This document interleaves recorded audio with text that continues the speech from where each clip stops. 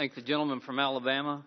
Mr. Chairman, there are currently 92 federal programs, many of them duplicate programs, in a poorly coordinated effort to fight poverty.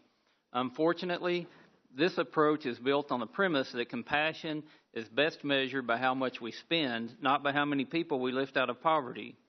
Over the last decade, mandatory means-tested spending has increased 7.3% annually.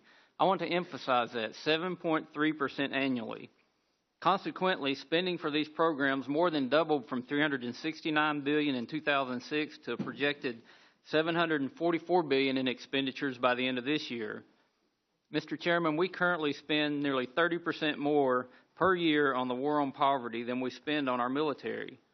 According to the Congressional Budget Office, mandatory means-tested spending is projected to increase by 4.3% over the next decade, growing from $744 billion this year to $1.13 trillion by 2026. As staggering as these numbers are, they do not include discretionary spending or expenditures by state and local governments.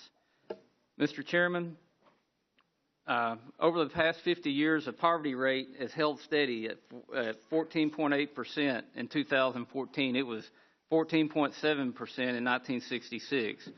We declared war on poverty, and we lost because our strategy was flawed. Here's what we should do. We've got to enact policies that create an environment for opportunity, and we have to expect able-bodied adults receiving welfare to work or enroll in workforce training in exchange for receiving benefits. Work, especially full-time work, is always the best way to avoid poverty.